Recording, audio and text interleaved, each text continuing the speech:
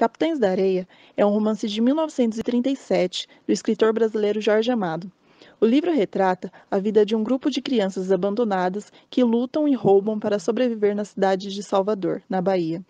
A obra está inserida na segunda fase do modernismo, quando a literatura passa a focar nas questões sociais. O grupo de menores abandonados se chama Capitães da Areia e reage ao meio que está exposto. Diante da fome e do abandono, eles roubam e, diante da repressão e da tortura policial, se organizam em uma gangue violenta pelas ruas de Salvador. Pedro Bala é o líder dos Capitães da Areia e um dos personagens mais complexos do romance de Jorge Amado. Ao contrário dos outros personagens que parecem ter o destino traçado, Pedro Bala vai construindo seu próprio destino ao longo do romance. O que se mantém em toda a narrativa é o caráter de Pedro e o seu espírito nato de liderança. Justo e sábio, mesmo sendo ainda uma criança, ele consegue manter o grupo de Capitães da Areia unido e organizado. Sua autoridade é resultado de respeito que as crianças têm por ele. João Grande é o braço direito de Pedro Bala. Não muito inteligente, mas com um coração enorme e bom. Ele é uma espécie de protetor e guarda-costas dos Capitães da Areia.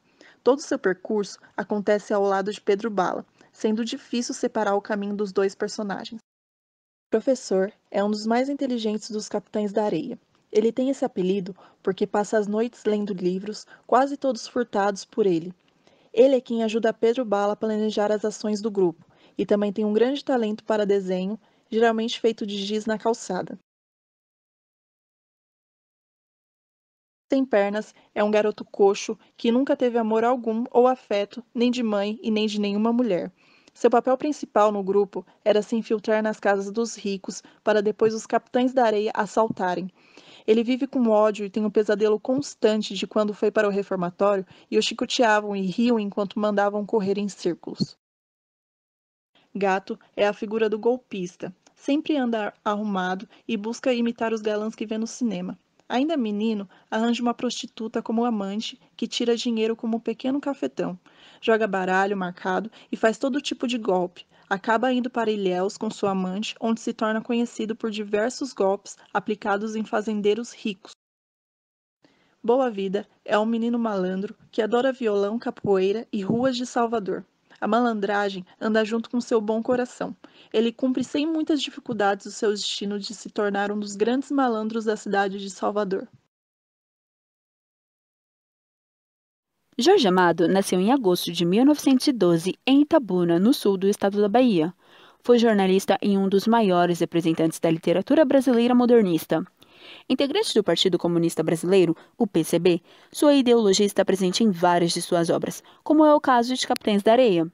Foi preso 2 vezes durante o governo de Getúlio Vargas e escreveu um livro sobre as torturas praticadas pela polícia durante esse período.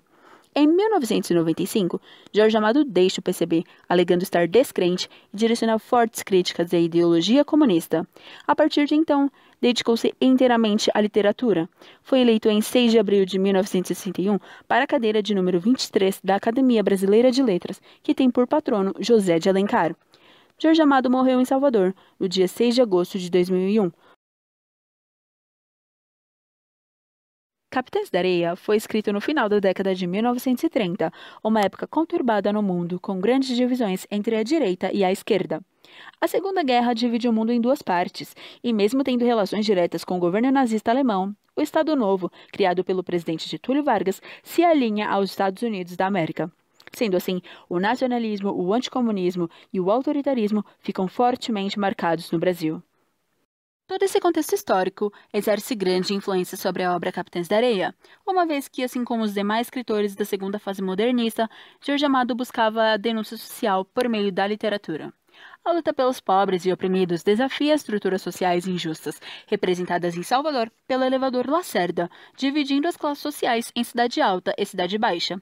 Por esse motivo, o regime repressor implantado por Getúlio Vargas chega a promover a queima de exemplares do livro, visto como um panfleto de propaganda comunista. Por fim, é importante destacar o legado dessa obra, que representa a luta por questões sociais muitas vezes esquecidas por aqueles que governam uma nação, e isso ainda se relaciona com a nossa realidade.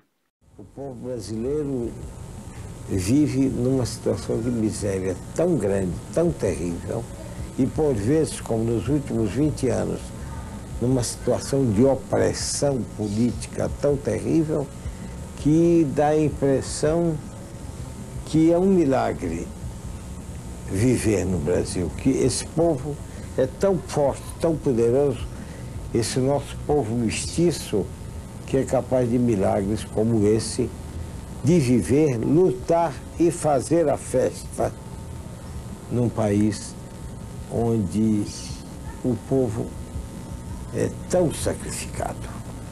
Viva Jorge, salve Jorge, amado Jorge, Jorge amado.